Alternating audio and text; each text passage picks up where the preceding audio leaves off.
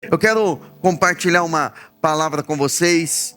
E essa palavra, eu tive uma experiência esses dias pela manhã. Na quarta-feira, pela manhã, eu fui fazer o meu devocional, meu momento com Deus. E até comentei com a minha esposa no momento. Às vezes você fica pouco tempo ali no sentido de devocional, mas quantas coisas o Espírito Santo pode desaguar no seu coração, mesmo que seja um período curto. E um período de 15, 20 minutos, não foi um devocional que durou horas ou muito tempo. Mas eu saí daquele momento e falei para minha esposa, falei, amor, o Espírito Santo me deu 5 sermões, 5 temas de mensagem, numa fração de 15 segundos. Não deu nem tempo de pegar o tablet para fazer anotações. Marquei na Bíblia mesmo o tema das 5 mensagens, porque o Espírito Santo, às vezes ele precisa de uma fração de segundos, ele deságua muita informação no seu espírito. A nossa mente, às vezes, ela demora para organizar o que ele fala. Às vezes eu brinco falando aqui com vocês, mas é uma realidade. Eu falo, Espírito Santo, calma, que a minha mente não consegue acompanhar a sua velocidade. Mas o Espírito Santo, quando ele deságua uma revelação da palavra, é uma fração de milésimos de segundo, ele deságua muita informação. Dentro dessa mensagem, nós vamos entender que aquilo que o Espírito Santo gera dentro de nós não tem lógica humana. Então, aquilo que ele vai gerar dentro de você, ou aquilo que ele já gerou, ou aquilo que ele está gerando dentro de você, não tem lógica humana. A sua mente não vai conseguir compreender. Você vai entender por essa mensagem que aquilo que é gerado pelo Espírito Santo, ele passa por processos. Não tem como queimarmos etapas. Não tem como, muitas vezes, dentro de um processo que Deus, ele nos submete, passarmos por ele. Tem coisas que nós precisamos passar e não tem como fugir. E não adianta recorrer a socorro humano, porque se é um processo dado por Deus, eu não posso queimar etapas, eu não posso pular degraus, eu preciso passar por esse processo, aprendendo aquilo que ele tem para mim. E eu quero também mostrar pela palavra que aquilo que é gerado pelo Espírito, ele precisa ser respaldado, protegido pela sua obediência. Parece um pouco estranho, mas o que Deus gera dentro de nós, para ser protegido, precisa necessariamente da nossa obediência.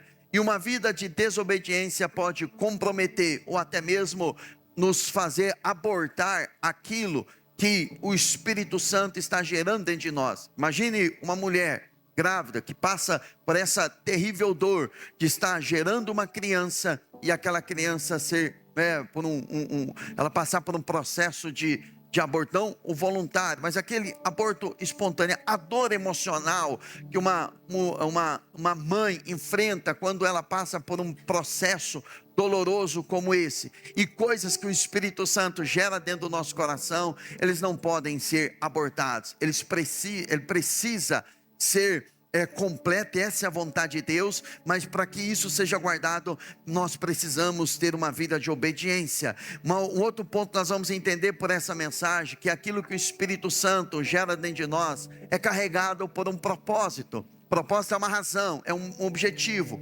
é uma intenção dada por Deus. E aí eu vou finalizar a mensagem mostrando que aquilo que foi gerado pelo Espírito dentro de nós tem um intuito, tem um objetivo principal: manifestar a presença de Deus. O que Deus está gerando dentro de você, o que Deus está gerando dentro de nós, ele gera com esse propósito. Então vamos à palavra de Deus. Abra comigo no Evangelho de Mateus, no capítulo de número 1, verso de número 18. Evangelho de Mateus, capítulo de número 1, verso de número 18.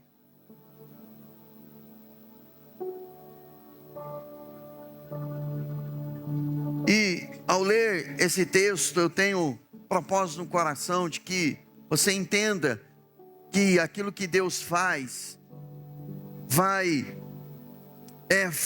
aquilo que Deus faz é algo duradouro, é algo que não é apenas momentânea, é gerado pelo Espírito, preservado pela obediência e manifesto por um propósito e principalmente pela presença de Deus. Mas vamos lá, a leitura do texto para que a compreensão fique ainda mais precisa. Verso 18: foi assim o nascimento de Jesus Cristo.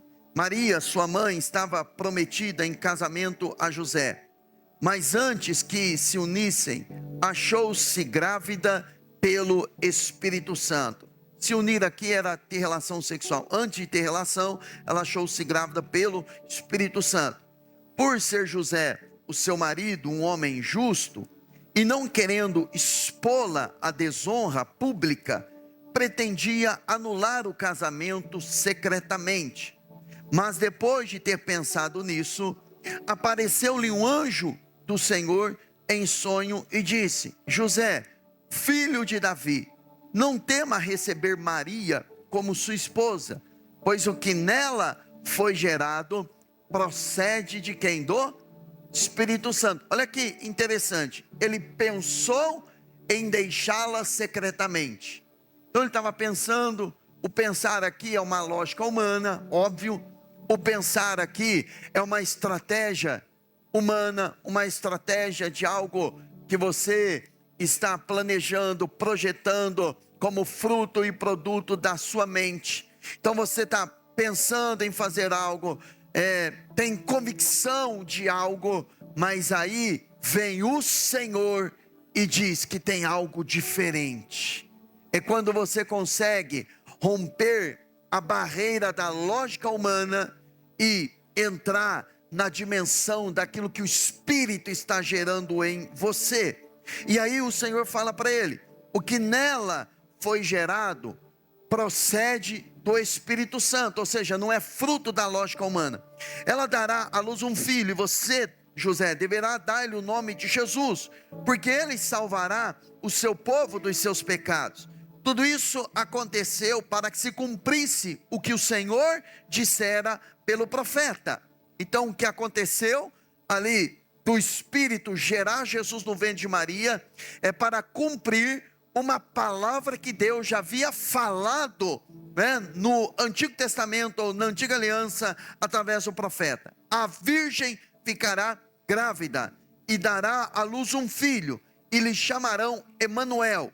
Emanuel, que significa Deus conosco. Então chamar aqui não é um nome próprio, mas é, na verdade, um título ou uma referência de que ele seria Deus, Deus presente. Então vocês já estão entendendo que aquilo que o Espírito gera não vem da lógica humana e manifesta a presença de Deus. Aí o verso 24: ao acordar, José fez o que o anjo do Senhor lhe tinha ordenado. Aqui fala de obediência. E recebeu Maria como a sua esposa. É interessante que José, quando ele pensa em agir de uma forma, o anjo se apresenta diante de José e diz: você não vai deixar como você está pensando, porque o que procede dela é gerado pelo Espírito Santo. Irmãos, essa palavra procede significa ter a mesma qualidade, ou seja, o que ela está gerando tem a mesma qualidade, tem a mesma autoridade, tem a mesma essência, é idêntico ao Espírito Santo, ou seja, é Deus presente, é Jesus. É interessante que dentro desse texto a gente vê o Espírito Santo apontando para Jesus. Jesus foi gerado pelo Espírito no ventre de Maria, e depois já Jesus como homem, quando ele vai à cruz, ele reúne os seus discípulos e diz o seguinte: olha, convém que eu vá, porque se eu não for, o outro não virá. Essa palavra outro no grego significa idêntico a mim, com a mesma autoridade, significa com a mesma procedência, com a mesma essência. Ou seja, em Mateus capítulo 1, o Espírito Santo está apontando para Jesus. Em João capítulo 16, Jesus está apontando para o Espírito Santo. E ele mesmo, Jesus, disse que o Espírito Santo também procederia dele, viria dele. Então não há como amar Jesus e não amar o Espírito Santo. Não há como ser cheio do Espírito Santo e não amar Jesus. Não há como separá-los, individualizar, porque em essência eles são o mesmo. Não são três deuses, Pai, Filho e Espírito Santo. É um único Deus com manifestações distintas.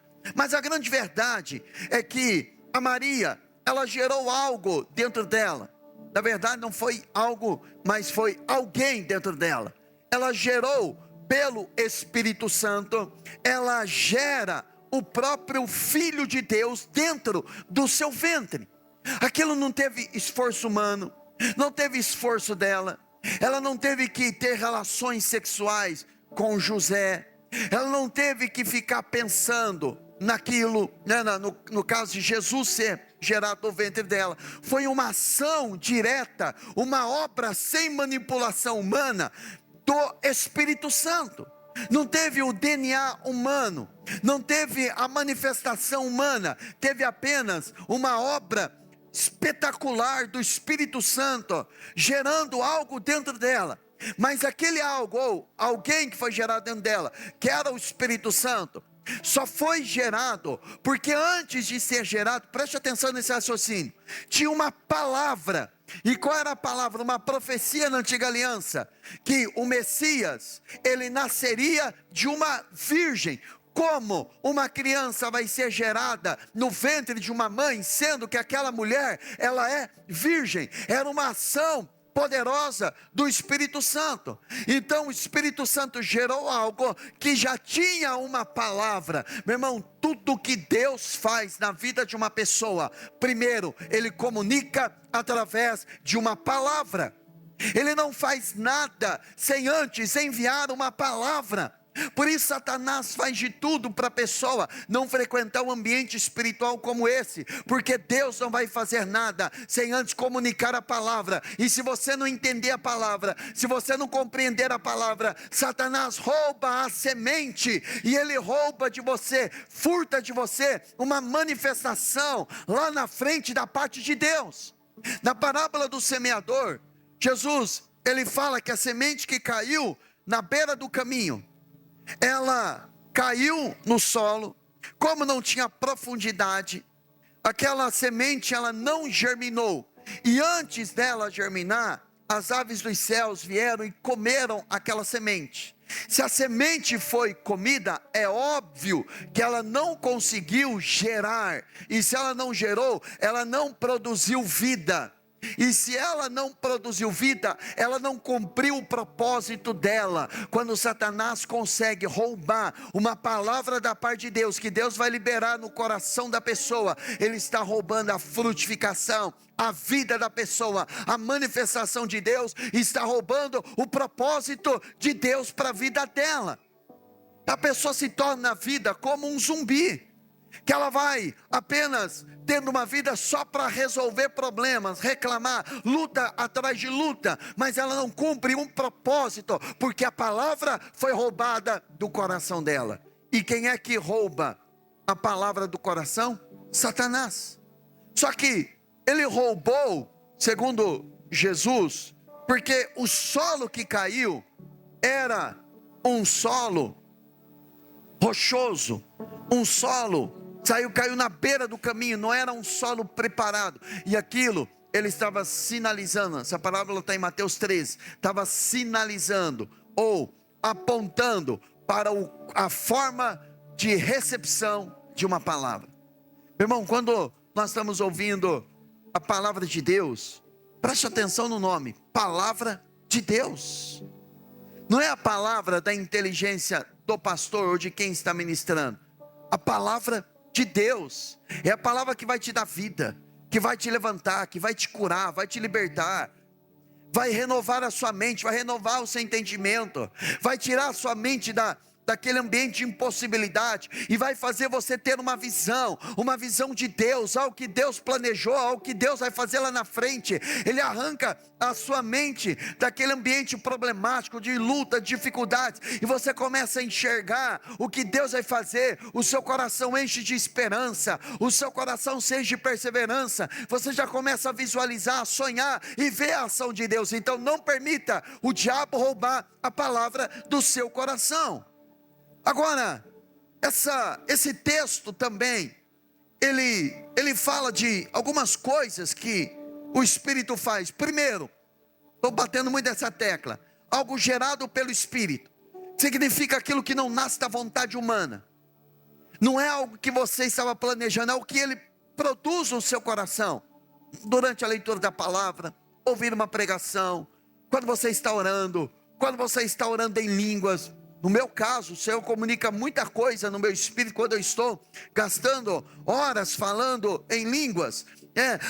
Não nasce no meio da pressão das circunstâncias. Eu estou pressionado pelas circunstâncias, então eu tenho que fazer alguma coisa. Não é nesse momento, não é disso que eu estou falando, é de algo que é gerado pelo Espírito no momento de oração, e não na pressão das circunstâncias. Pessoas que estão debaixo de pressão, de circunstâncias, e começam a agir por causa das pressões, elas estão fugindo do propósito de Deus. A pressão não é para você se reinventar e fugir do propósito. A pressão serve para ver se você vai permanecer no propósito. E a pressão, ela vem de todo lado. Ela vem da questão financeira, ela vem às vezes numa dificuldade no casamento, às vezes ela vem uma dificuldade na mente de pensar, uma cognição equivocada, ela vem de circunstâncias, de maus relacionamentos, começa a vir pressão, mas você tem que se manter no propósito. Homens e mulheres que venceram são pessoas que permaneceram no propósito no tempo da pressão. A pressão serve para separar o joio do trigo, quem é de quem não é, de quem crê de quem não acredita. Então, se tem algo que você tem que suportar, suporte a pressão. Mas algo gerado do Espírito tem uma iniciativa de Deus, é produzida pelo Espírito. Também o texto fala sobre obediência.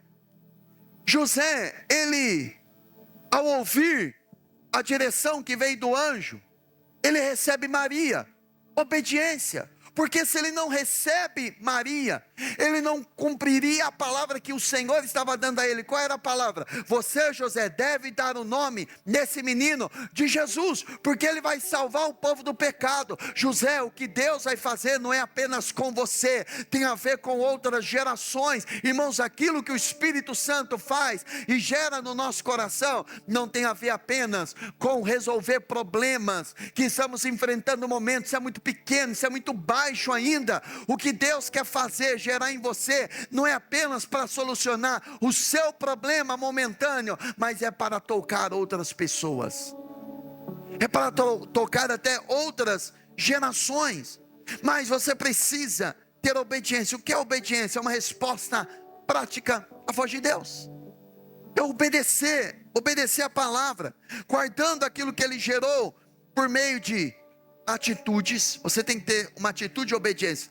É bonito falar de obediência, mas eu não tenho que ficar falando de obediência. Eu tenho que ter obediência na minha vida.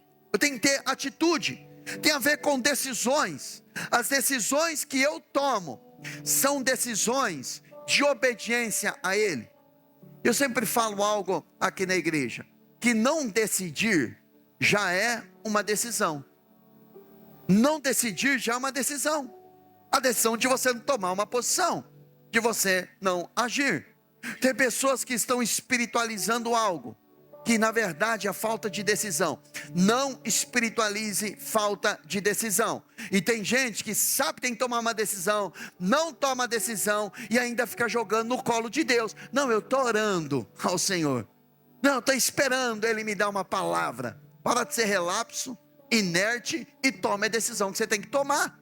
Não é assim que você fala com o seu filho. Você cresceu, você precisa tomar suas decisões, e o Senhor também está olhando para você, dizendo: você amadureceu, é hora de você tomar decisões e também aguentar o fruto da sua decisão. Se você não toma decisão, você fica procrastinando, a vida está passando. E obediência tem a ver com alinhamento com a palavra de Deus.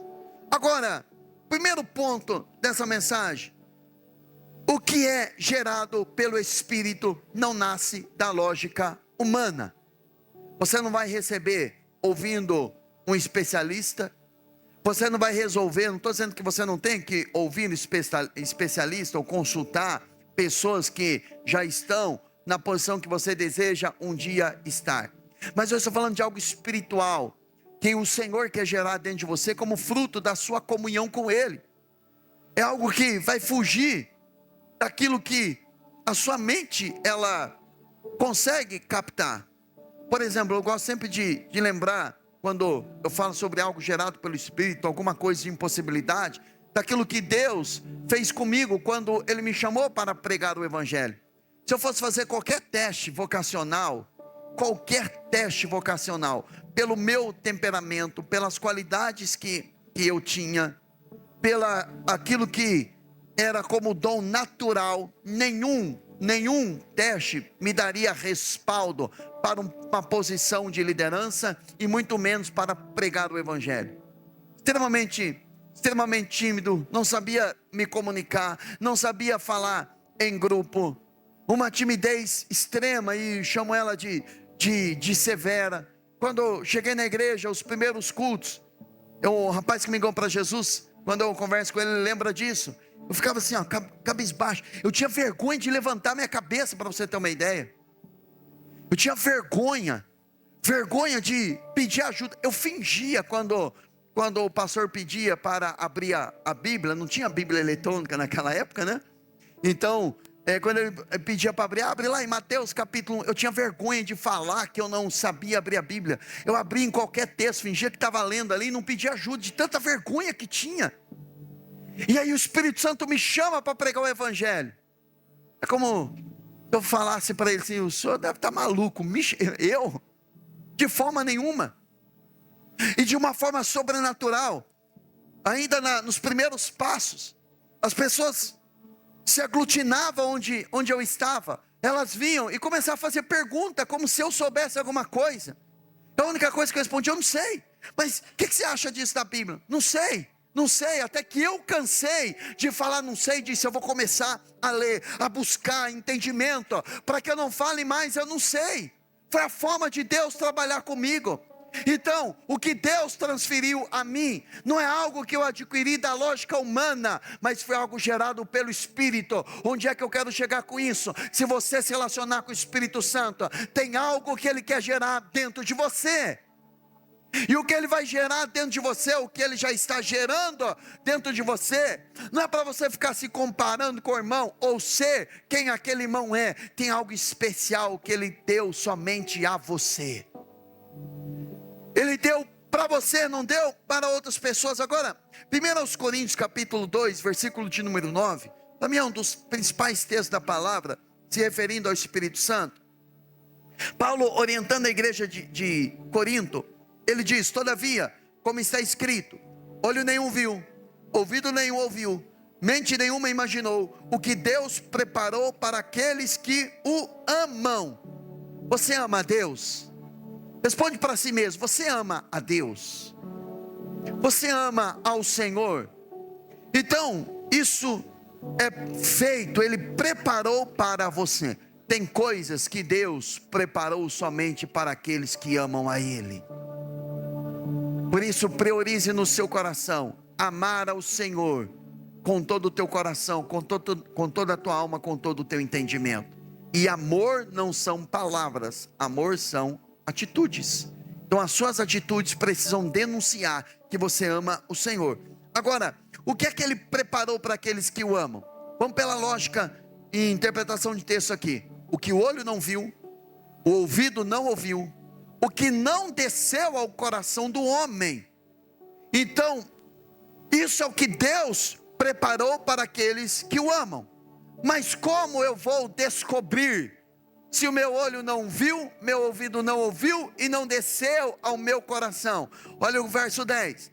Mas Deus o revelou a nós por meio do Espírito. Então, o que Ele vai gerar em você vai vir por intermédio de uma revelação do Espírito. E essa revelação do Espírito é o Espírito Santo que mora, habita dentro de você. Amém, irmãos? Vale a pena lembrar, eu estava orando aqui na hora do louvor e agradecendo a Deus por isso. Senhor, muito obrigado, porque eu não mereço, mas o teu Espírito mora dentro de mim. O que mora dentro de mim não é um espírito enganador. O que mora dentro de mim não é uma entidade. O que mora dentro de mim não é um espírito maligno, não é um espírito de imundície, não é um demônio, seja lá o nome que você quiser dar. O que mora dentro de mim, o que mora e habita dentro de você, é o Espírito do Deus vivo. Ele mora, ele habita dentro de você. Isso significa que você é inacessível para o diabo. Ele não consegue acessar você, ele não consegue entrar dentro de você, ele não consegue possuir você, porque eu e você somos cheios, tomados pelo Espírito Santo. Ele mora, ele habita dentro de nós. É óbvio que isso é respaldado pela frutificação. O fruto denuncia a qualidade da árvore, mas a grande verdade é que a nova aliança é Cristo morando em nós. A esperança da glória, é Cristo em você, é Cristo morando em você. Então decida no seu coração agir de forma diferente, pensar de forma diferente, ter uma vida diferente, porque você é completamente cheia com o Espírito Santo. Amém? As pessoas acabam com o passar do tempo não valorizando isso. Mas você sabia que tem pessoas que queriam estar nesse ambiente que nós estamos hoje, elas não têm força? Você sabia que tem pessoas que queriam buscar a Deus, elas não conseguem? Tem pessoas que queriam estar na presença de Deus e elas não conseguem porque tem um demônio possuindo elas. Tem um demônio que mora dentro delas. Como aquele gadareno, não é, que a Bíblia fala, ele morava em Gadara. Gadareno era o nome dele, ou era na verdade a cidade onde ele morava. Ele era de Gadara. E aquele homem, ele era possuído por espírito maligno. O ambiente que ele frequentava não era um ambiente que ele queria.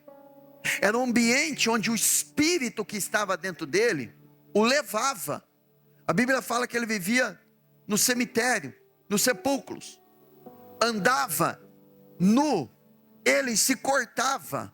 Olha o que o espírito maligno faz na vida de uma pessoa. Leva a pessoa para um ambiente onde ela não quer, faz ela ficar viciada, dependente daquele ambiente, interfere nas vestes da pessoa.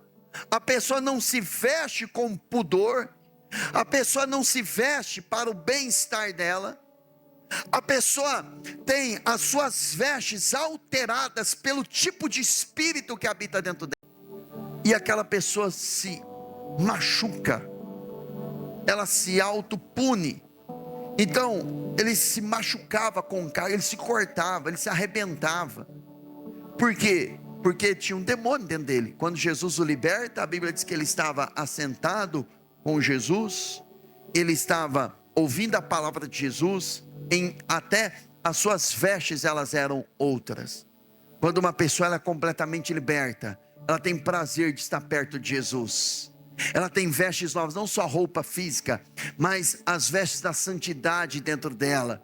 Ela tem prazer em estar perto de Jesus, ela tem prazer em caminhar com Ele. E depois também ela é enviada. Aquele homem foi enviado para uma Decápolis, conjunto de 10 cidades, evangelizou ali, porque ele foi contar o que Jesus havia feito na vida dele. Então, aquilo que o Espírito produz em nós, o que Deus vai fazer em nós, Ele revela pelo Espírito. Aí a continuação do texto é, verso 11. O Espírito são todas as coisas, também as coisas mais profundas de Deus. 11. Pois quem conhece os pensamentos do homem, a não ser o Espírito do homem que nele está? Da mesma forma, ninguém conhece os pensamentos de Deus, a não ser o Espírito de Deus. Nós, porém, não recebemos o Espírito do mundo, mas o Espírito procedente de quem? Procedente. Lembra que o anjo falou para José, o que procede de Maria, vem de quem? Do Espírito. O que procede. Então, o Espírito que nós recebemos, procede de Deus. O Espírito procede de Deus. O Espírito gerou Jesus. Jesus também era procedente do Espírito. E aí Jesus aponta para o Pai aponta para o Filho aponta para o Filho aponta para o Espírito. Ou seja, há uma unidade. Aí, para que entendamos as coisas que Deus nos tem dado gratuitamente, dado, agraciado, delas também falamos, não com palavras ensinadas pela sabedoria humana, mas com palavras ensinadas pelo Espírito, interpretando verdades espirituais para os que são espirituais. Quem não tem o Espírito, não aceita as coisas que vêm do Espírito de Deus, pois lhes são o quê? Loucura. Toda obediência à palavra é loucura para aquele que se perde. É loucura para a mente. Às vezes Deus nos pede para obedecer numa área da nossa vida, e não tem nada a ver com aquela área em que nós queremos uma resposta de Deus. Às vezes eu estou buscando relação ao casamento, Deus me dá uma palavra do ministério. Às vezes eu estou buscando o ministério, Deus dá uma palavra para o casamento. Ou vice-versa, ou em outras áreas. Eu estou dando exemplos aleatórios aqui para você compreender. Mas o que Ele manda obedecer, ainda que você pense que não tem nada a ver com aquilo que você está pedindo a Ele, obedeça a Ele. Parece loucura. Obedecer a palavra parece loucura. Orar todo dia. Puxa vida, às vezes a mente fala, mas parece loucura. Por que eu vou orar todo dia se Ele sabe? E a Bíblia fala que Ele sabe o que eu vou pedir antes. Por que eu tenho que orar? Por que eu tenho que falar em outras línguas? Não parece loucura? Falando palavras inteligíveis, palavras que não têm entendimento. Mas eu falo porque a Bíblia diz que vai gerar edificação. Mas enquanto eu estou falando, eu não estou percebendo nada. É loucura. Como é que na matemática humana eu vou devolver a 10ª parte para que Deus me prospere? Mas não era melhor Ele abençoar 100%? Não seria normal, em vez de eu dar 10%, eu reter 100%, eu vou ficar com mais? Isso é a lógica humana. Mas as coisas do Espírito, elas parecem loucura. Obedecer ao Senhor às vezes parece loucura, mas é loucura para quem não aceita as coisas que vêm do Espírito. Para quem tem o Espírito Santo, irmãos, não é loucura. É loucura ter que perdoar o imperdoável. Perdoar o que aquela pessoa fez comigo. Como é que eu vou perdoar? Olha tanta coisa, tanto lixo que aquela pessoa fez comigo. A humilhação, a vergonha, me danificou, me prejudicou, e eu tenho que perdoar aquela pessoa. Parece loucura. O normal seria que Deus aplicasse juízo para aquela pessoa. Ele está mandando eu perdoar. Pois é, as coisas do Espírito parecem loucura, mas é loucura para quem se perde. Mas é a salvação para aquele que crê. Ela não é capaz de entendê-las, porque elas são discernidas espiritualmente. E aquilo que Deus nos faz gerar dentro de nós parece loucura. Sara, o Senhor disse a ela que ela seria mãe, não quando ela era nova, mas quando ela já era velha, estéril. O Senhor falou, eu vou lhe dar um filho. Loucura. Mas quem iria gerar algo dentro dela era o Senhor. Como é que alguém que está fugindo de uma nação vai para o deserto, e lá no deserto o Senhor fala, olha, você vai voltar lá para aquela nação que você fugiu, e você vai libertar o meu povo? Deus falando com Moisés. Era loucura. Moisés estava fugindo de um lugar, e Deus fala para ele, você vai voltar para aquele lugar de onde você está fugindo, e além de você voltar lá, você vai ainda arrancar o meu povo, vai libertar uma nação, mas o faraó quer me matar. Mas eu vou ser com você, a minha presença vai ser com você, eu estarei com você, este é o meu propósito para você. Como é que um homem, Gideão, Deus chama Gideão para libertar Israel do poder dos filisteus, e ele estava com 32 mil soldados, e Deus fala para Gideão, Gideão, tem muitos soldados com vocês. Mas como assim, Senhor? Precisa de muitos soldados, nós vamos enfrentar uma guerra, nós vamos enfrentar um exército inimigo. Não, com 32 mil homens, vocês vão achar que é vocês que estão vencendo. Faz o seguinte, você vai reunir esse povo, e você vai falar com aquele povo, que os que são covardes, os que são medrosos, podem voltar.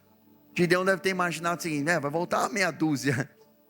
E quando ele fala isso, milhares de homens voltaram atrás. Ele ficou com 10 mil, se não me falha a memória, De 32 mil foi para 10 mil. Depois de 10 mil, Deus falou: ainda tem muito. Você vai levar esse povo para beber água. E aqueles que beberem, estavam com sede. Aqueles que beberem água, igual o cachorro, lambendo a água. Porque são pessoas que estavam vigiando. Como é que alguém vai tomar água, lambendo água igual um cachorro? Mas era alguém que estava tomando, olhando para ver se o inimigo estava vindo.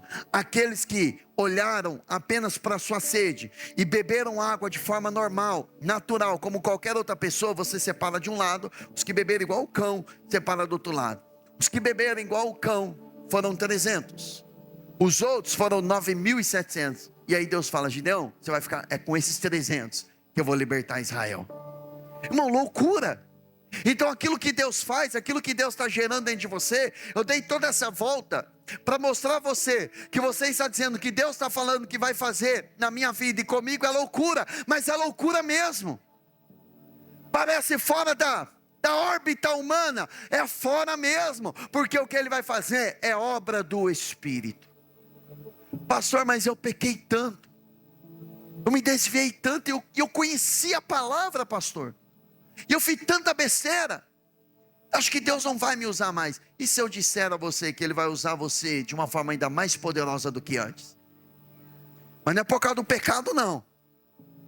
Não vai pensar que então quer dizer que eu tenho que pensar para Ele. Não, não é por causa do pecado, mas é por causa da graça, do amor e da misericórdia dEle. E é para que você se coloque no seu lugar, entendendo que não é você, é Ele. Que não é a sua bondade, é a misericórdia dEle. É para você olhar para as pessoas com mais amor ainda, com mais misericórdia. Porque líderes que são perfeitões, são perfeitos demais, são extremamente rígidos e começam a perder o amor, perder a misericórdia para com as pessoas, porque começam a fundamentar a vida das pessoas a partir da sua suposta santidade. Mas santidade sem a graça de Deus não existe. Se torna religiosidade, rigidez, inflexibilidade. E uma pessoa que é inflexível, uma pessoa que é extremamente religiosa, essa pessoa vai ser quebrada sem que não haja cura, se ela não se arrepender. Então é pela graça dEle, é pela misericórdia dEle. Então quando você se depara com o favor de Deus, você se depara com aquilo que Ele vai fazer na sua vida, você vai perceber que vai fugir da sua capacidade, mas dedique-se a Ele, se entregue completamente a Ele. Deus não começa pela nossa capacidade, Ele inicia algo pelo propósito dEle. O que Deus vai fazer não tem a ver com a sua capacidade, tem a ver com o propósito dEle. A única preocupação sua é: Ele está gerando, eu vou obedecer para proteger o que Ele está gerando, sem perder o foco, e o foco é o propósito. O que Deus está gerando dentro de nós, Ele necessariamente enfrenta processos. O fato dela estar gerando pelo Espírito um filho, não significa que aquele filho iria ser gerado e um mês já nasceria, que o processo seria acelerado. Ela teve que gerar Jesus. Jesus ficou 9 meses no ventre de Maria, nasceu naturalmente e nasceu obviamente como uma criança. Ele teve que passar por todo o processo de crescimento, amadurecimento, ensino, como qualquer humano. Mesmo sendo gerado pelo Espírito, não tem como queimar etapas, não tem como queimar processos, não tem como acelerar, preste atenção, não tem como acelerar processos. Fala para o seu irmão: não acelere processos.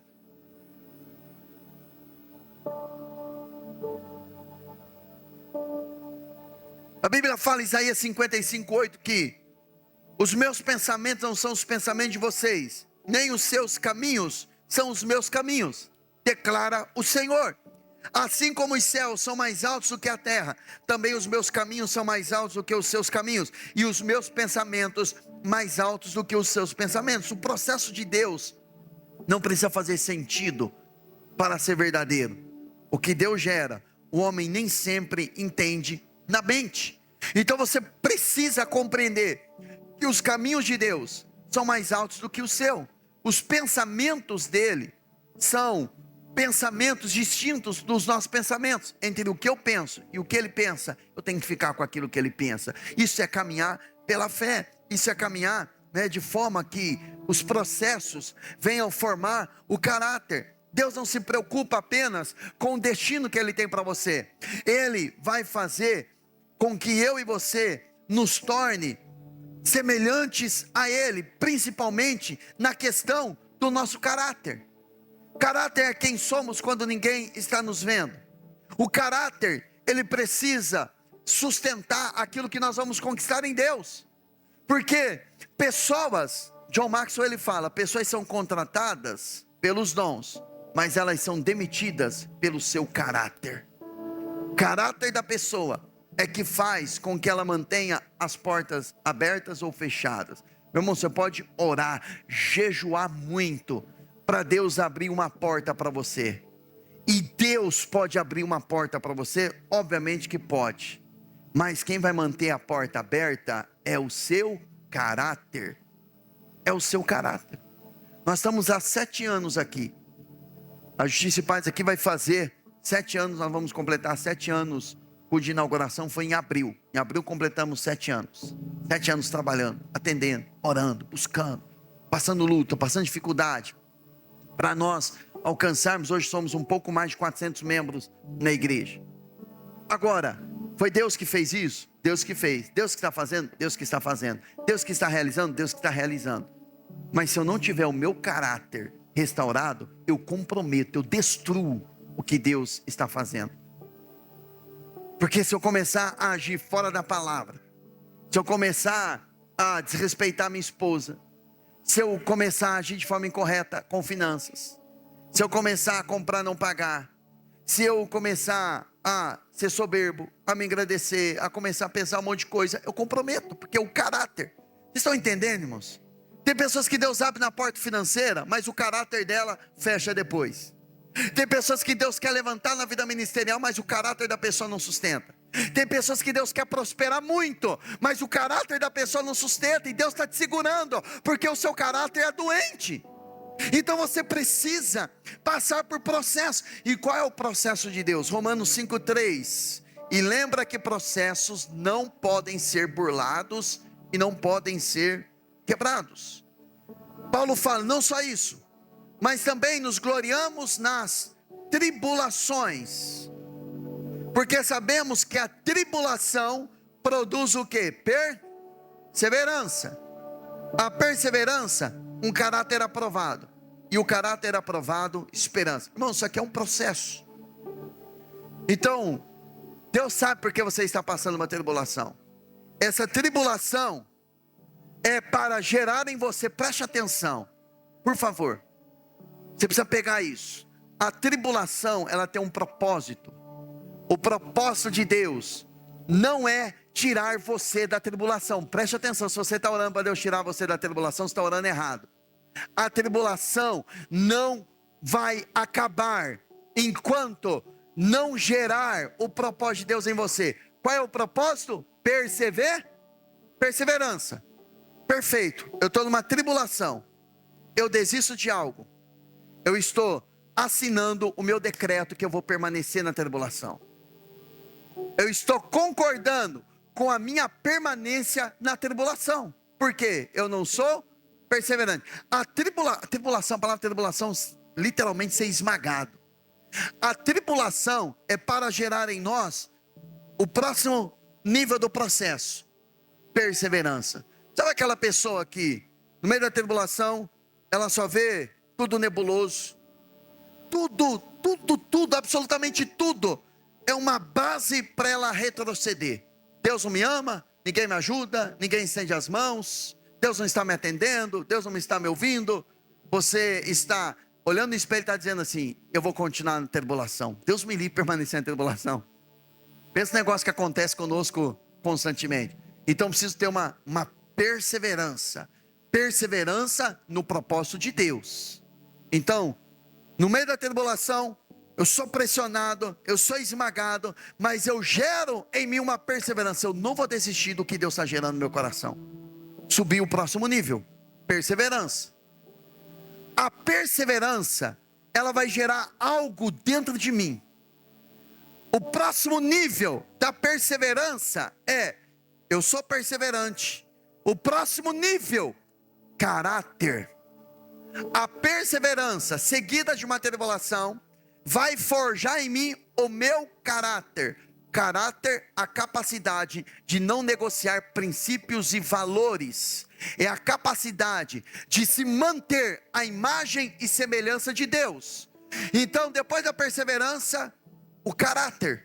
Porque eu posso perseverar muito, mas se o meu caráter não sustentar, tudo vai à ruína.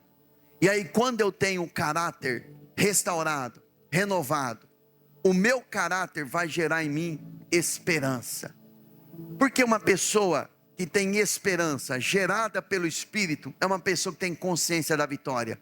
Porque ela sabe que ela passou tribulação, ela tem perseverança formada dentro dela, e ela sabe quem ela é. O caráter dela vai sustentar tudo.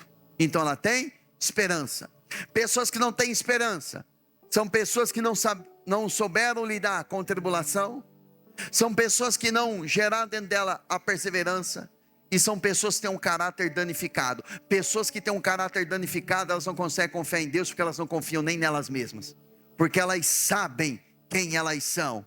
E quem elas são? O contrário da imagem e semelhança de Deus. Elas são a imagem e a semelhança do diabo, menos do Espírito Santo. Porque a imagem e semelhança de Deus tem um caráter restaurado. Irmãos, o mundo está cansado de gente que não tem caráter.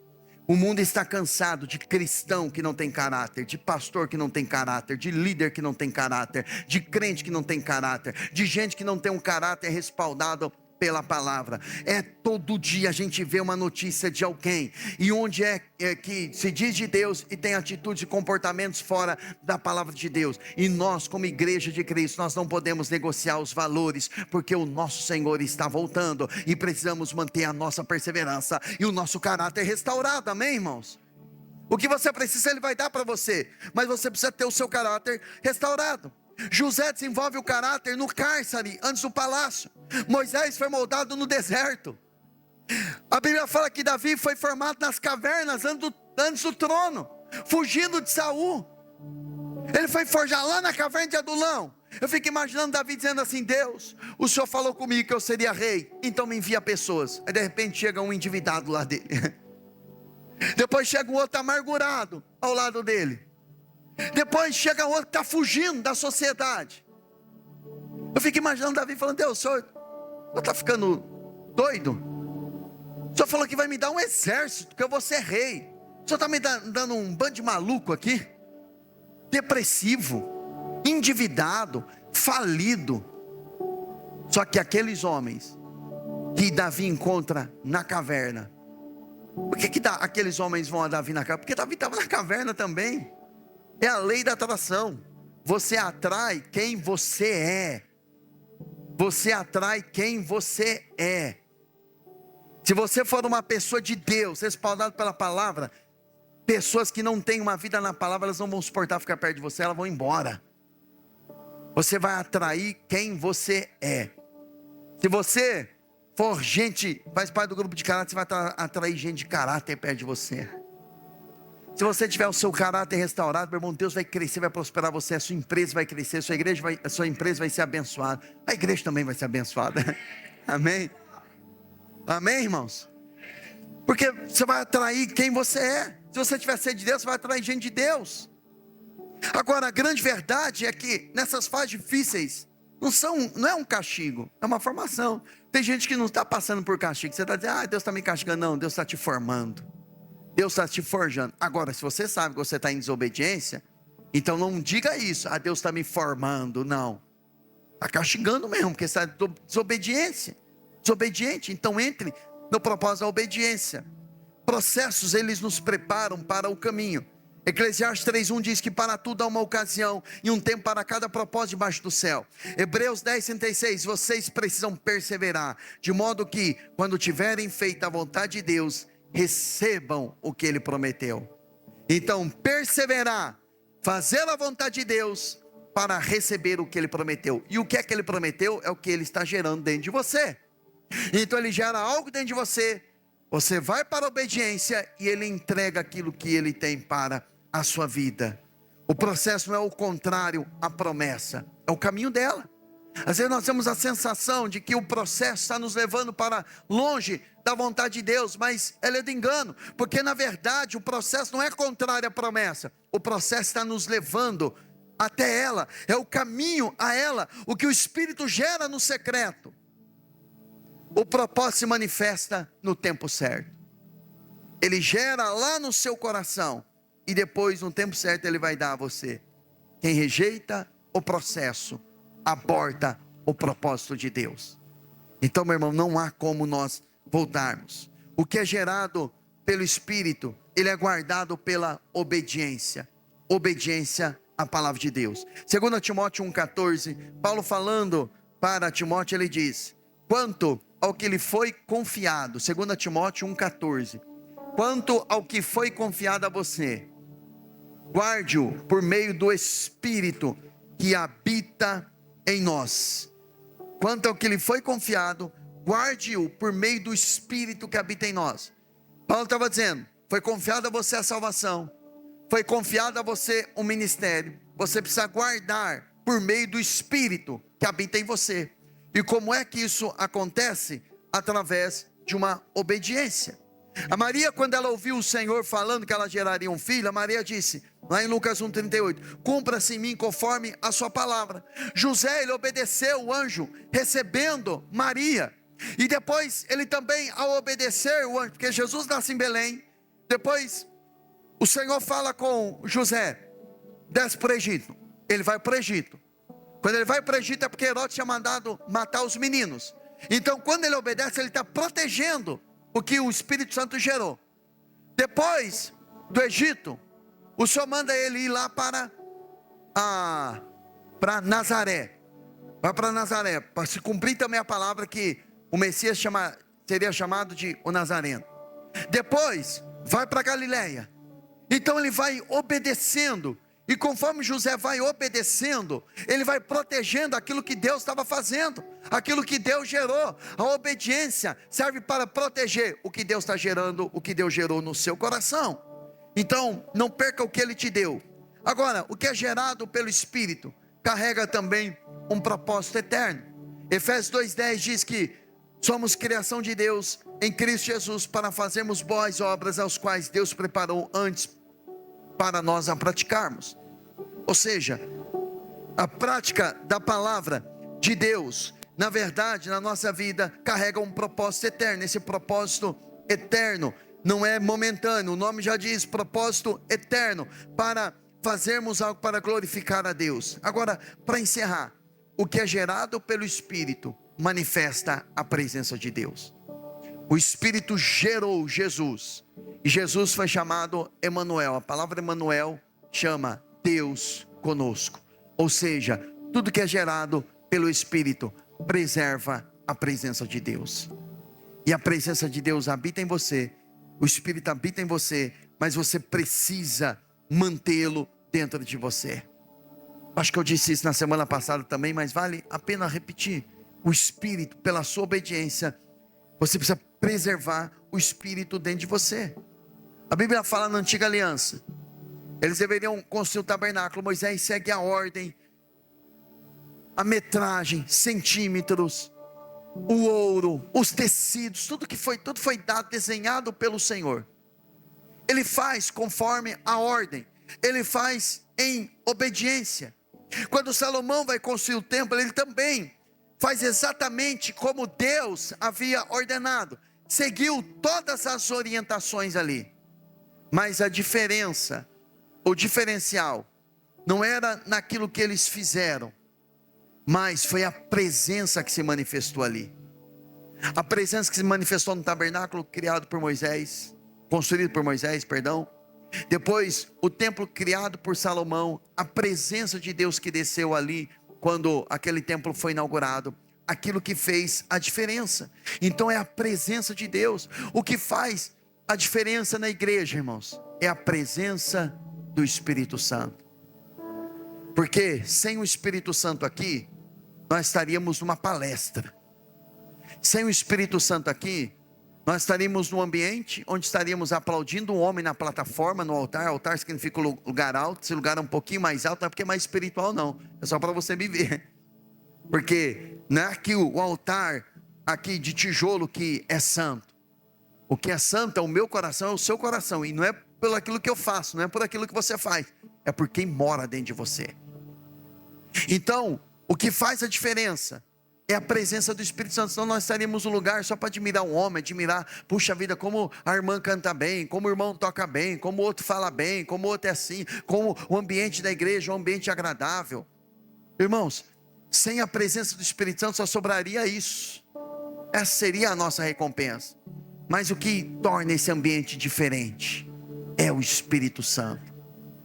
O que dá sabor à nossa vida espiritual, o Espírito Santo. O que dá vida ao nosso cristianismo, o relacionamento com o Espírito Santo. Não tem nada mais prazeroso do que ter uma vida e um relacionamento com o Espírito Santo. Você ouve Ele falar, você ouve Ele se expressar, Ele corrige o nosso coração, Ele nos orienta, Ele nos ajuda, Ele nos levanta quando caímos. A igreja, ela é diferente, porque ela carrega a presença do Espírito Santo. Enquanto 120 homens estavam orando, eles estavam apenas orando ali, num ambiente fechado. Em Atos 2, em Atos 1, mas em Atos 2, o Espírito Santo desceu. Quando o Espírito Santo desceu, eles foram cheios da glória de Deus, começaram a falar em outras línguas, e eles começaram a virar literalmente o mundo de cabeça para baixo, pregando o Evangelho. O coxo começou a andar, o cego começou a ver, o que perseguia a igreja teve encontro com Jesus, caiu ao chão, se converteu, se tornou no maior apóstolo, o apóstolo Paulo. Começaram a ver as maravilhas. O apóstolo Pedro preso, a igreja orando, um anjo vai, arranca ele da prisão. Coisas sobrenaturais começaram a acontecer após a vinda do Espírito Santo. Tem coisas poderosas que Deus quer fazer na sua vida após a descida do Espírito Santo em você, a partir de uma vida relacional com o Espírito Santo. Agora eu encerro essa mensagem fazendo uma única pergunta a você: você topa se relacionar com o Espírito Santo? A resposta você não vai dar agora. A resposta não vai ser uma oração que você vai fazer agora nesse momento. A resposta que você vai dar vai ser quando Ele tocar no seu coração. Vai para o quarto orar. É ali que você vai dar a resposta. Você topa se relacionar com Ele. Quando Ele te acordar de madrugada, você fala: puxa vida, acordei, estou sem sono, estou com insônia, vou tomar um medicamento para dormir. Não, vai dobrar o joelho, vai lá para a sala. Não queira ser alguém que force, porque tem gente que o Espírito Santo chama para orar, e ele quer forçar a esposa, né? Não, você tem que orar comigo. Eu estou confessando aqui para receber o perdão, né? Não, você tem que orar comigo, né? Não é fazer essas besteiras, não. Se ele chamou você, vai orar você. Mas também quando chamar a esposa, é só ela também, deixa eu dormir. Amém, não? Agora, o orar junto também faz parte. Mas eu estou dizendo que tem coisas que Ele vai fazer através de você. Ele chama você, Ele toca no seu coração. Vai e ora. Vai e busca. E permite que Ele faça aquilo que Ele quer fazer na sua vida. Permita que Ele se relacione com você. Em nome de Jesus.